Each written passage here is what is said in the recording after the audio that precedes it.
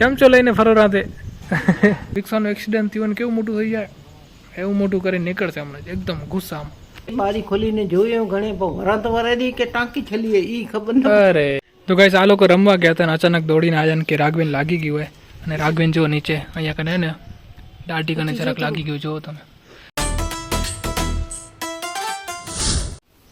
Hiralben Hiralben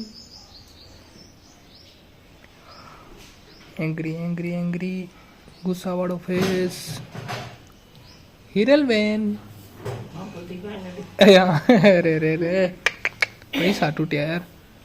sir ji good morning and welcome back to my YouTube channel. તો શું મસ્ત મજાની મોર્નિંગ થઈ છે જો તો ખરા શું સુગંધ આવે કેમ કે ગઈ રાતે ભાઈ 10 વાગ્યાના આજુબાજુમાં એને વરસાદ પડે છે. હા એટલો બી જોરદાર વરસાદ ના પડ્યો પણ તો બી સારો એવો વરસાદ પડી ગયો છે અને મસ્ત મજાની ભાઈ માટીની સુગંધ આવે છે. પણ રાત્રે કાં પડ્યો ભાઈ આપણે કંઈ સવારના પડે બપોરના પડે તો આપણે પહેલી વરસાદમાં નાહવા તો મળે પણ રાતના 10 વાગે કોણ નાય ભાઈ. પાવર બી કટ થઈ ગયો તો રાતે અને અત્યારે હવે જો મસ્ત મજાનો મોસમ થઈ ગયો છે એકદમ ઠંડો ઠંડો. આશા છે કે આજે બી વરસાદ પડે તો આજે આપણે નાઈ આ જો બાકી છે ને મોસમ કેટલો મસ્ત થઈ ગયો છે. માડી આજે વરસાદ પડશે તો આપણે નાશું ને. આજે જો વરસાદ પડશે તો આપણે નાશું ને. પડશે તો ન પડશે ને. કાલ રાતે પડ્યો તે તમે નીકળ્યા હતા બારે નાવા નીકળ્યા હતા. નવા નીકળતા અવાજ આવતો હતો હા પણ દેખું નહીં તે બારી ખોલીને જોયું ઘણે વરાત વરાદી કે ટાંકી છલીએ ઈ ખબર ન. અરે યાર કાલ એટલો મસ્ત વરસાદ પડ્યો તમે ટાંકી કહી દીધી. હા આજે પડશે તો આપણે નાવું હોય ને. હા બરે પ્રોમિસ કરો પ્રોમિસ. આમ કરો પિંકી પ્રોમિસ. આમ કરો આમ કરો આમ. અરે અરે આમ તો કરો આમ કરો. તે શું કરું આમ એ પ્રોમિસ કહેવાય. હવેની જનરેશનમાં આમ પ્રોમિસ આવતો તો ઈ વાત સાચી. આકુમાં બેઠો તો એની બત્તી આડી હું આવું યાર બારીમાંથી જોઉં હા કે તમારા ફ્રેન્ડ આવ્યા જો તમારા ફ્રેન્ડ આવ્યા આ બાજુ આટો દેવા અને કઈ પાવર કટ થાય ને તો મારું એટલું જ કહેવાનું છે જેટલી બી કંપનીઓ છે ને વીજ કંપનીઓ એ ભાઈ સ્માર્ટ મીટર લગાવે છે ઠીક છે. એ કે સ્માર્ટ મીટર આપે લગાવશે. મેં કે સ્માર્ટ મીટર કરતાં પહેલાં તમે એને સ્માર્ટ વાયર કરો અથવા તો સ્માર્ટ કનેક્શન કરો જેથી લાઇટ ન જાય.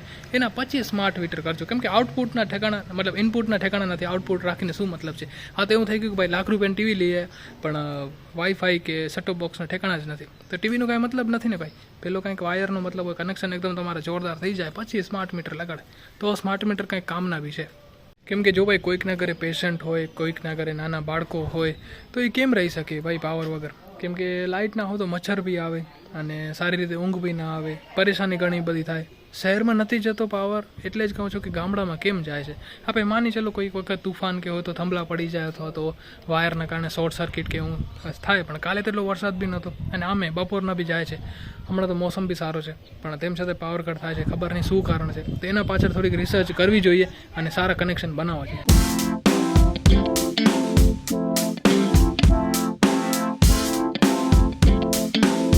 તો ગાઈસ ફરી પાછો વરસાદ ચાલુ થઈ ગયો પણ આ વરસાદ લાંબો નહીં ચાલે કેમ કે એક જ વાદળું છે આકાશમાં.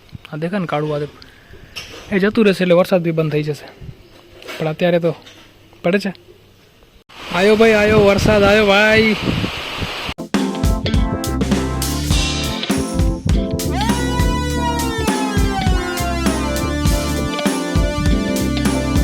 તો ભાઈ મને એમ હતું કે વરસાદ થોડો સમય રહેશે ને તો પછી આપણે નાશું પણ શું રીંગણા નાય તડકો આવી ગયો. હા તો જો મોસમ એકદમ ચેન્જ થઈ ગયો. આને ને ટુકડા વરસાદ કહેવાય. જ્યારે આખો વરસાદ પડશે ને ત્યારે આપણે નાશું.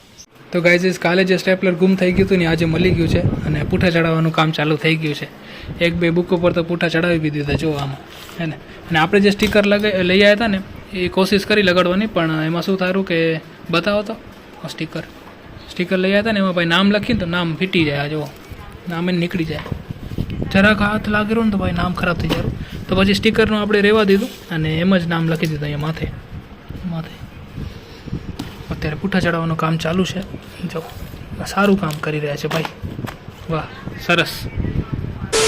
તો ચલો ભાઈ રાઘવી સ્કૂલથી આવી ગઈ છે ને અમે લોકો હવે જમવા બેસી ગયા છીએ. શું બને છે આજે જમવામાં સ્પેશિયલ? કઢી શાક. અચ્છા જો ઘણું બધું છે ભાઈ. શાક છે ભાત છે કઢી છે છાશ છે આ મારા માં છે. હા, અને રસમાં ભેદભાવ થયો છે ભાઈ. રસ ખાલી એને રાઘવીને જ મળશે, બીજા કોઈને નહીં મળે. મને કઢી ના ભાવે એટલે હું રસ ખાઈશ. રસ ભાવે. હા, તો કઢી તમને બી નથી ભાવતી તો દઈશ, અડધો મને દઈશ તો પછી. આટલો કઈ એનાથી શું અત્યારે? તો ચલો આપણે જમી લઈએ હો ને. મટુને ઉઠાડવાની કોશિશ ચાલુ છે.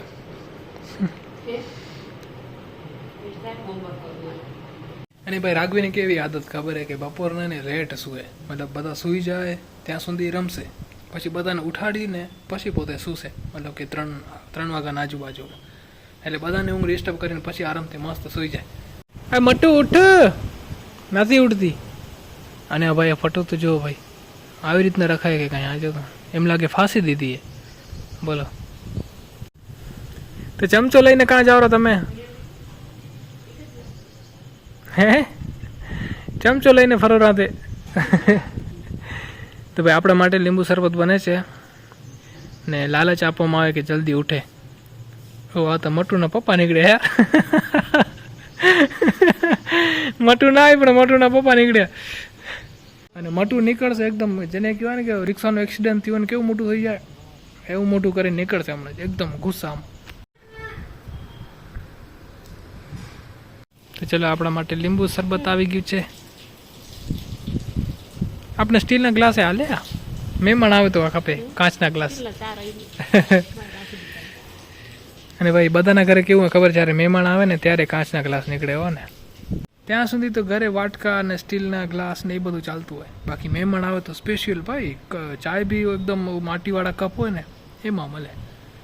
તો ગાઈસ આ લોકો રમવા ગયા હતા અને અચાનક દોડીને આવ્યા કે રાઘવીન લાગી ગયું હોય. અને રાઘવીન જો નીચે અહીંયા કને ને દાઢી કને જરાક લાગી ગયું, જુઓ તમે, પડી ગઈ દોડતી દોડતી.